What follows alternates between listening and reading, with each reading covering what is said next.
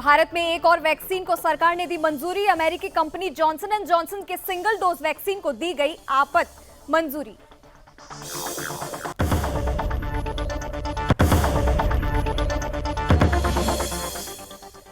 पंद्रह अगस्त के मद्देनजर 4 लेयर की गई लाल कोट की सुरक्षा। दिल्ली मेट्रो में चुनिंदा रेलवे स्टेशनों पर डबल लेयर तलाशी सिस्टम शुरू किया गया। सीआईएसएफ को किया गया अलर्ट।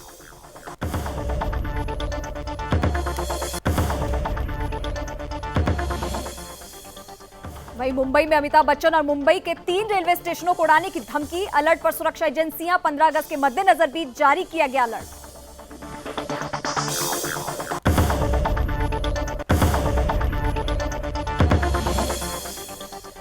सीएम पुष्कर सिंह धामी ने की भारतीय महिला हॉकी टीम खिलाड़ी वंदना कटारिया को 25 लाख रुपए देने की घोषणा। वंदना कटारिया का रहा शानदार योगदान।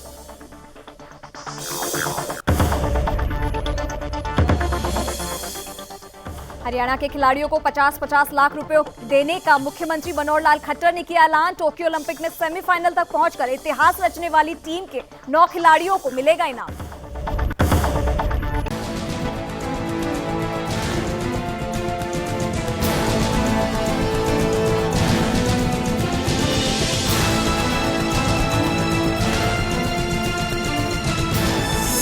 आप देख रहे हैं सुदर्शन न्यूज। नमस्कार, आप देख रहे हैं सुदर्शन उत्तर प्रदेश और मैं हूं आपके साथ चंद्रश्री राजपूत। एक और प्रदेश की योगी सरकार ने धर्मांतरण के मामले में हमेशा कानून बनाया है। परिवर्तन को लेकर बड़े कानून जारी किए हैं। वहीं कुछ जिहादी हिंदू बनकर अवैध रूप से हिंदू लड़कियों को अपना शिकार बनाकर जबरन उनका धर्म परिवर्तन करवाता है। ऐसा ही मामला बरेली का है, जहां एक जिहादी हिंदू बनकर हिंदू लड़की को बहला फुसलाकर उससे कई महीनों तक शोषण करता रहा। साथ ही जिहादी ने हिंदू लड़की का धर्म परिवर्तन कराकर शादी कर ली। जब इस मामले की खबर सुदर्शन न्यूज को मिली तो चैनल ने इस मामले को गंभीरता से लिया। बौखलाए जिहादी ने ठोस सबूत संबंधित थाना बरेली में जाकर जमा करवा दिए और युवती को लेकर फरार हो गया। फिलहाल इस मामले की जांच जारी है।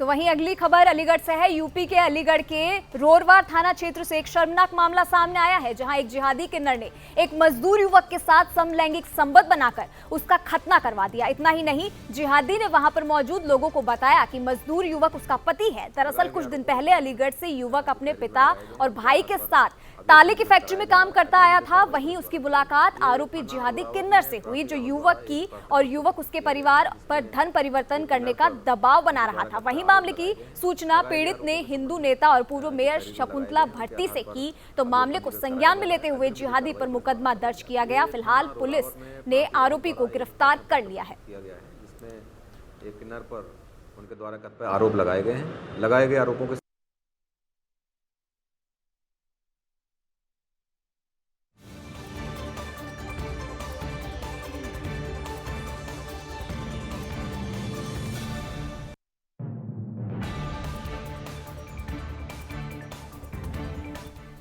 तो वहीं अगली खबर की ओर बढ़ते हैं। खबर यूपी के बदायूं से है, जहां एक साथ 2 लोगों की हत्या से इलाके में सनसनी फैल गई है। बता दें कि जिन 2 लोगों की हत्या हुई वो रिश्ते में दोनों चाचा भतीजे थे। दोनों बाइक से गांव की तरफ इस्लाम नगर जा रहे थे। तभी गांव के बदमाश पहले से घात लगाए बैठे थे और जैसे ही दोनों वहां पहुंचे तो बदमाशों ने पहले उन्हें बाइक से टक्कर मारी, फिर हाथ पैर काट कर मौके से फरार हो गए। घटना की सूचना मिलते ही परिजन वहां पहुंचे, लेकिन इलाज के लिए ले जाते समय उनकी मृत्यु हो गई। हालांकि पुलिस ने शव को पोस्टमार्टम के लिए अस्पताल भेज दिया है। फिलहाल पुलिस आरोपियों की तलाश में जुट चुकी है।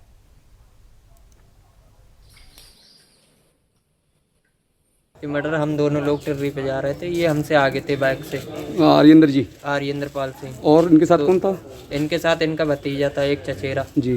उसके ऊपर और इनके ऊपर 2 बार तो पहले गाड़ी चढ़ाई और उसके बाद एक धारदार हथियार था। ये हथियार नहीं पहचान पाया, वो इनके हाथ काटे उससे। जो थे वो हत्यारे के, आपको पहचान लिया आपने? जी, मैंने कौन कौन थे? एक प्रेमपाल था धोबियों में जी, एक सुरेंद्र टीलर, नन्हे और सुभाष। ये बदायूं जनपद में इस्लाम नगर थाना क्षेत्र की घटना है, जिसमें कल शाम को 2 व्यक्तियों की मृत्यु हुई है। परिजनों का आरोप है कि ये एक स्कॉर्पियो द्वारा मोटरसाइकिल को जानबूझकर टक्कर मारी गई है। इस संबंध में परिजनों द्वारा दी गई तहरीर के आधार पर जो रेलेवेंट सेक्शन है उनमें मुकदमा पंजीकृत कर लिया गया है और 2 व्यक्तियों की गिरफ्तारी भी कर ली गई है। पूछताछ जारी है, इन्वेस्टिगेशन चल रही है। जो भी तथ्य आएंगे उनके आधार पर आगे कार्रवाई। तो वहीं अगली खबर यूपी के चित्रकूट से है, जहां यमुना नदी का जलस्तर बढ़ने की वजह से नदी अब खतरे के निशान पर पहुंच गई है। जलस्तर के बढ़ने की वजह से अब पानी गांव में घुस रहा है, जिसकी वजह से लोगों को काफी दिक्कतों का सामना करना पड़ रहा है। वहीं प्रशासन की तरफ से बाढ़ से निपटने का कोई भी इंतजाम नहीं किया गया है। इसी के साथ नदी में आई बाढ़ से अर्की, अतरौली, जमोली, नैनी, गुरगौला और मऊ के कई तहसील में बाढ़ चपेट में आ गए हैं। इन गाँव में यमुना नदी का पानी घुसने की वजह से संपर्क मार्ग पूरी तरह से ठप हो गया है। प्रशासन की तरफ से इंतजाम न कराए जाने की वजह से लोगों को काफी मशक्कत करनी पड़ रही है और मुश्किलों का सामना करना पड़ रहा है।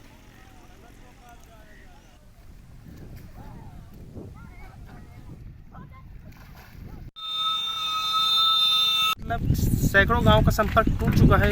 अर्की जो रोड है इसमें सैकड़ों गांव का संपर्क टूट चुका है और सबकी फसलें बर्बाद हो चुकी हैं। गाड़ी घोड़ा होगा सब कुछ बंद हो गया इधर का। अभी प्रशासन की तरफ से कोई व्यवस्था नहीं की गई है। लोग आने के लिए, देखो जाने के लिए यहीं पे खड़े हुए हैं, कुछ आने वाले उधर उस पार खड़े हुए हैं, कहीं कोई व्यवस्था नहीं है। इधर प्रशासन अभी सो रहा है। कार्य क्षेत्र अर्की की तरफ जाना था, लेकिन इस बिलाड़ी नाला का पानी काफ़ी ज़्यादा ऊपर है और लगातार तेज़ी से बढ़ रहा है। शायद ये यमुना में बाढ़ के कारण है। इस कारण हम लोग अपने कार्य क्षेत्र नहीं जा रहे हैं और यहाँ पर लगे हुए हैं, बैठे हुए हैं सुबह से कि शायद कोई नाव वगैरह मुहैया हो जाए। एक नाव थी वो ख़राब हो चुकी है और दूसरी नाव की व्यवस्था की जा रही है। जब आ जाएगी तब जाएंगे।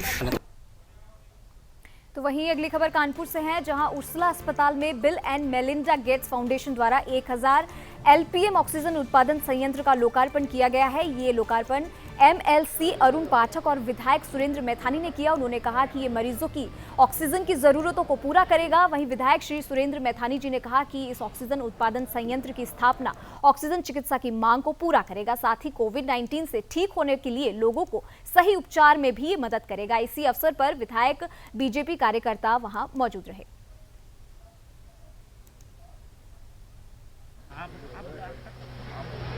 आप देखिए, जिस प्रकार कोरोना की पहली लहर बहुत खतरनाक थी और काफी संसाधन उस समय भी हम सब लोगों को कम पड़ने लगे थे, लेकिन फिर भी योगी जी ने और मोदी जी ने उस समय कोरोना को नियंत्रित किया हमारे स्थानीय जिला प्रशासन के सहयोग से। दूसरी लहर जो आई वो आकस्मिक इतनी बड़ी मात्रा में आ गई और उसके बदले हुए स्वरूप के कारण से हमारे सारे सरकारी संसाधन जो थे वो चुनौती बन गए।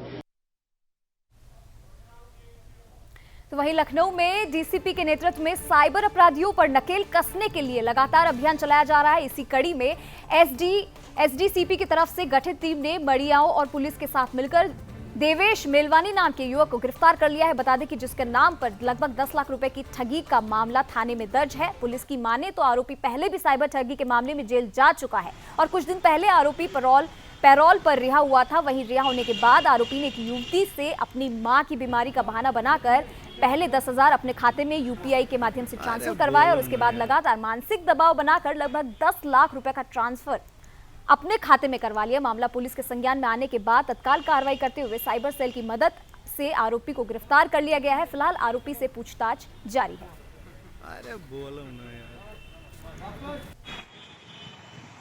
सूबे की राजधानी लखनऊ में साइबर क्राइम के मामले रुकने का नाम नहीं ले रहे हैं और इनकी बढ़ती हुई तादाद को देखने के बाद राजधानी लखनऊ की कमिश्नरेट पुलिस ने इस तरह के अपराधियों पर नकेल कसने का मन बना लिया है और इसी क्रम में डीसीपी उत्तरी देवेश कुमार और एडीसीपी प्राची सिंह के निर्देश में एक टीम का गठन किया गया और इस टीम के गठन के बाद मड़ियाओं पुलिस के सहयोग से एक ऐसे युवक को गिरफ्तार किया गया जिसने लगभग एक महिला के साथ 10 लाख रुपए की ठगी का मामले को अंजाम दिया। आपको बता दें, ये कोई पहला ऐसा मामला नहीं है। ये युवक साइबर ठगी के मामले में पहले भी मड़ियाओं थाने से जेल जा चुका है। अब देखने वाली बात है पुलिस ने जिस तरह से कार्रवाई का क्रम जारी किया गया है उसके बाद इस तरह के बढ़ते हुए मामलों में कैसे नकेल लग पाती है ये तो आने वाला वक्त ही बताएगा। कैमरामैन ललित के साथ संदीप मिश्रा, सुदर्शन न्यूज़, लखनऊ। तो वहीं ऊर्जा मंत्री श्रीकांत शर्मा अपने 2 दिवसीय दौरे पर मथुरा पहुंचे हैं, जहां यमुना पार क्षेत्र में विद्युत उपकेंद्र का निरीक्षण किया। निरीक्षण के दौरान ऊर्जा मंत्री ने अधिकारियों से बातचीत करते हुए फीडबैक लिया। साथ ही ऊर्जा मंत्री ने बिजली उपभोक्ताओं को फोन कर बातचीत कर उनसे बिजली आपूर्ति की मौजूदा स्थिति के बारे में जानकारी ली। इतना ही नहीं, अधिकारियों से बातचीत करते हुए कहा कि सरकार की अच्छी नीतियों का फायदा उपभोक्ता को मिलना चाहिए। वहीं अधिकारियों को निर्देश देते हुए श्रीकांत शर्मा ने कहा कि अधिकारी और कर्मचारी किसी प्रकार की लापरवाही नहीं करें।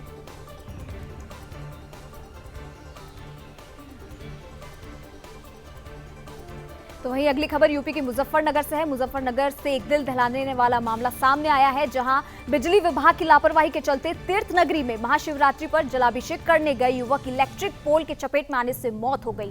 स्थानीय लोगों ने इस मामले की सूचना पुलिस को दी। मौके पर पहुंची पुलिस ने शव को पोस्टमार्टम के लिए अस्पताल भेज दिया है। वहीं मौके पर राष्ट्रीय लोक दल के जिला अध्यक्ष बल के साथ थाने पर पहुंच गए और उन्होंने बिजली विभाग से मृतक के परिजनों को 10 लाख रुपए का मुआवजा देने की मांग की है। फिलहाल परिजनों ने उनकी तरफ से हंगामे के बाद बिजली विभाग के अधिकारियों ने पीड़ित परिवार को 5 लाख रुपए का मुआवजा देने का आश्वासन दिलाया है।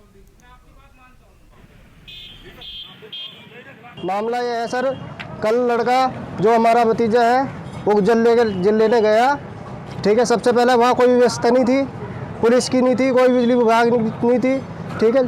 शाम को जैसे नहा के निकला, उसके बाद उसके खंभे पे करंट लगा, उसमें सांस था, ठीक है। हॉस्पिटल में आया, हॉस्पिटल में जो हमारे यहाँ डॉक्टर साहब है खालिद, उन्होंने देखा, उन्होंने मृत घोषित कर दिया, जबकि उसमें सांस थी। और जो हमारा पुलिस प्रशासन है, ये कभी भी इन्होंने गाड़ी नहीं रोकी, हमने आवाज़ भी लगाई, अभी हमारे पास कोई कार्रवाई नहीं कर रहे। सर हमारा भतीजा था जी, गंगा जल लेने गया था कल। जब सुप्रीम कोर्ट ने ऑर्डर कर रखा है कि जल नहीं लाना, तो पुलिस ने वहाँ कार्रवाई क्यों नहीं करी? पुलिस को वहाँ पुलिस लगानी थी, और वो गंगा में क्यों बढ़न दिए किसी को? जब बढ़न दिए तो गंगा समिति को वहाँ जब बहुत साल से करंट आ रहा है खंबे में, तो वो उसका खंबे की देखभाल नहीं करवानी थी। और निर्वाल को भी हम जा दिए, जब गंगा समिति का अध्यक्ष है निर्वाल जी हमारे, तो उन्हें हमारे पास आना था नहीं आना था जी। ये लड़का था यहाँ प्रजापत समाज से हर्ष, तो वहाँ सुबह आज गंगा घाट पर जल लेने के लिए, भगवान शिव जी पे चढ़ाने के लिए, जैसे ही वो जल लेगा वहाँ ऊपर रेलिंग पाया तो उसमें करंट आ रहा था। वो करंट लगने से उसकी आकस्मिक मौत होगी वहीं पर, मौके पर ही। तो वहीं मुजफ्फरनगर में धर्म परिवर्तन के मामले लगातार सामने आ रहे हैं। इसके लिए हिंदू जागरण मंच लगातार ऐसे लोगों को ढूंढकर हवन, पूजन और मंत्रोच्चारण के साथ विधि विधान के साथ में हिंदू धर्म में वापसी कराने जाने का काम कर रहे हैं। इसी के चलते हिंदू जागरण मंच ने पिछले दिनों 3 लोगों की हिंदू धर्म में घर वापसी कराई थी। फिर हिंदू जागरण की तरफ से महाशिवरात्रि के दिन 2 लोगों की कस्बा खतौली में फिर घर वापसी कराई गई है, जिससे जिहादी ने संपत्ति और लड़की का लालच देकर जबरन धर्म परिवर्तन कराया था, जिसे हिंदू जागरण मंच के कार्यकर्ताओं ने पूरे विधि विधान से शिव मंदिर में यज्ञ का आयोजन कर घर वापसी कराई है। इस दौरान हिंदू जागरण मंच के कार्यकर्ता का कहना है कि धर्मांतरण कराने वाले जिहादी के खिलाफ सख्त कार्रवाई होनी चाहिए। परिवर्तन कराने का मेरे सामने बहुत सारे कारण रहे थे। एक जो है जिनको दाई इस्लाम बोलते हैं, इस्लाम में वो अक्सर हमारे पास आते हैं, गैर मुस्लिमों के पास जाते हैं, हिंदू भाइयों के पास जाते हैं, उनके साथ मेल जोल बढ़ाते हैं, बातचीत करते हैं और उनको जो है वेदों के बारे में बताते हैं। पूछते हैं कि क्या आप मंदिर जाते हैं? जी हाँ, मंदिर जाते हैं। क्या आपने वेद पढ़े हैं? मैंने उनको बोला कि मैंने जो है थोड़ा बहुत वेद पढ़ा है, लेकिन ज़्यादा जानकारी नहीं है वेदों के बारे में। जी, खतौली क्षेत्र के अंदर, खतौली क्षेत्र ही कहूँ, पूरे जनपद के अंदर इस तरह के बहुत सारे मामले सामने आए हैं। अभी पिछले सावन के प्रथम सोमवार को हमने 3 घर वापसी कराई थी, और आज शिवरात्रि के अंदर हिंदू समाज की सक्रियता के कारण आज फिर 2 घर वापसी खतौली के अंदर हुई हैं। इन लोगों को इस्लामिक जिहादी मानसिकता वाले लोगों ने बैला फुसला कर संपत्ति का और लड़की का लालच देकर जबरन इनका इस्लामीकरण कराया था। और जैसे ही इसकी सूचना हिंदू समाज के लोगों को लगी, कार्यकर्ताओं को लगी, तो कार्यकर्ताओं ने इन्हें दोबारा समाज के अंदर इनकी घर वापसी कराने का प्रयास किया। बस असल में कुछ लोगों ने मुझे बहलाया था, मुझे टॉर्चर भी किया गया था इसके लिए। किस तरह का टॉर्चर? बस टॉर्चर क्या, मतलब कुछ लोग ऐसे होते हैं कि परेशान करते हैं एक दूसरे को, और इन्हीं लोगों का वही मामला है। ये लोगों को केवल परेशान करते हैं, इनकी अपनी सोच है कि हमें अपनी जनसंख्या बढ़ानी हो, कैसे भी बढ़े। केवल एक जनसंख्या बढ़ाने वाला मामला है, वहाँ और कुछ नहीं है। तो वहीं एक वीडियो सोशल मीडिया पर तेजी से वायरल हो रहा है। आपको बता दें कि इस वीडियो में दिखाया गया है कि किस तरह से एक अवैध हथियार को दिखाकर एक युवक लहरा रहा है।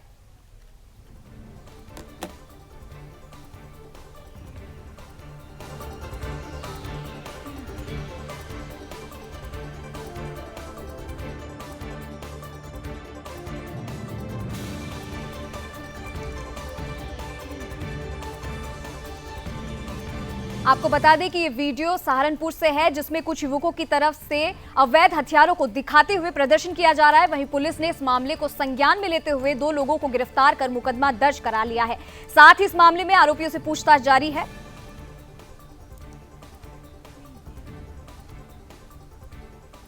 थाना कुतुब शहर में कुछ दिन पहले एक वीडियो वायरल हुई थी, जिसमें कुछ लड़के, नए उम्र के लड़के नाजायज तमंचों के साथ डांस कर रहे थे। तत्काल इसको संज्ञान में लेते हुए लड़कों को आइडेंटिफाई किया गया और उसमें से 2 लड़कों को तत्काल अरेस्ट किया गया, अभियोग दर्ज किया गया और जो असलहों का प्रदर्शन कर रहे थे उन असलहों को बरामद किया गया और जेल भेजने की कार्रवाई उनको की गई। तो वहीं सीतापुर में उस समय हड़कंप मच गया जब एक निजी एजेंसी के व्यापारी से दिन दहाड़े लगभग 6 लाख की लूट कर व्यापारी के सर पर गोली मार दी, जिसे स्थानीय लोगों ने आनन फानन में नजदीकी समुदाय स्वास्थ्य केंद्र में भर्ती करवाया, जहां व्यापारी की हालत गंभीर देखते हुए उसे लखनऊ ट्रॉमा सेंटर रेफर कर दिया गया है। मामले की सूचना मिलने पर पुलिस मौके पर पहुंची, साथ ही घटनास्थल का जायजा लिया। फिलहाल पुलिस ने मामला दर्ज कर आरोपियों की तलाश में जुट गई है। आज दिनांक 6/8/2021 को करीब 6 बजे के आसपास से सूचना मिली कि एक आरिफ नाम के व्यक्ति जो गुटखा का एजेंसी है और कुछ पैसा कलेक्शन करके आ रहे थे यहाँ पर, जहाँ पर मौके पर मैं मौजूद हूँ। यहाँ पर तो खबर यूपी के सीतापुर से है, जहां वृक्षों को अवैध तरीके से काटा जा रहा है। बता दें कि सीतापुर जिले में वृक्षों को धड़ल्ले से काटा जा रहा है, जिसकी वजह से अनेकों जंगल और वन विभाग क्षेत्र उजड़ते जा रहे हैं, जिसके चलते वन क्षेत्र सुनसान होते जा रहे हैं और भविष्य में प्राणवायु संकट, वर्षा संकट और अनेकों प्रकार के पर्यावरण संकट बढ़ते जा रहे हैं। वृक्षों का संरक्षण वन विभाग के अंतर्गत आता है, जिनकी सुरक्षा की जिम्मेदारी वन विभाग और कर्मचारियों और अधिकारियों की होती है। वृक्षों को काटने वाले लोगों पर सख्त कार्रवाई होनी चाहिए, लेकिन जिस तरह से लगातार वृक्षों की कटाई हो रही है वो दिन दूर नहीं जब आने वाला समय मनुष्य और प्राणियों के जीवन पर इसका बहुत बुरा असर पड़ेगा। और अगली खबर यूपी के सोनभद्र से है, जहां कमिश्नर आरटीओ ने औचक निरीक्षण किया है, जिसकी वजह से दलालों में हड़कंप मचा हुआ है। बता दें कि जिले के आरटीओ विभाग में लगातार मिल रही शिकायतों के बाद वाराणसी से विभाग के कमिश्नर अशोक कुमार सिंह और मिर्जापुर आरटीओ ने जिले के आरटीओ ऑफिस का औचक निरीक्षण किया है। इन दिनों ओवरलोड ट्रकों और बगैर परमिट की जा रही ट्रकों के खिलाफ जिले के आरटीओ विभाग कार्रवाई कर रहा है। वहीं कमिश्नर अशोक कुमार सिंह ने पूरे ऑफिस का निरीक्षण कर फाइलों को चेक किया और दलालों के प्रवेश पर सख्त रूख अपनाते हुए निर्देश दिए हैं। तो वहीं ट्रक मालिकों का आरोप है कि एंट्री के नाम पर अंडरलोड वाहनों को जबरदस्ती परेशान किया जा रहा है। जिनके क्षेत्र में आता है सोनभद्र तक, हम दोनों लोग यहाँ पर एक निरीक्षण करने आए हैं कि कार्यालय। तो अगली खबर यूपी के वाराणसी से है, जहां प्रदेश के पर्यटन मंत्री डॉक्टर नीलकंठ तिवारी ने अपने निर्वाचन क्षेत्र के बाढ़ग्रस्त इलाकों का दौरा किया है। आपको बता दें कि मंत्री डॉक्टर नीलकंठ तिवारी ने एनडीआरएफ की टीम के साथ बाढ़ के पानी से घिरे मकानों का अवलोकन किया और राहत प्रबंधन की समीक्षा की। इतना ही नहीं, उन्होंने प्राकृतिक आपदा से पीड़ित परिवारों का हालचाल जाना और पीड़ितों को आवश्यक मदद दिलाने का आश्वासन दिया है। वहीं निरीक्षण के दौरान उन्होंने संबंधित अधिकारियों को संपूर्ण बाढ़ग्रस्त क्षेत्र से राहत सामग्री उपलब्ध कराने के तहत साफ सफाई बरकरार रखने का और उचित मेडिकल व्यवस्था रखने का निर्देश भी दिया है। तो वहीं इस बुलेटिन में बस इतना ही। बने रहिए हमारे साथ और देश प्रदेश की पूरी खबरें देखने के लिए आप देखते रहिए सुदर्शन न्यूज। तब तक के लिए नमस्कार।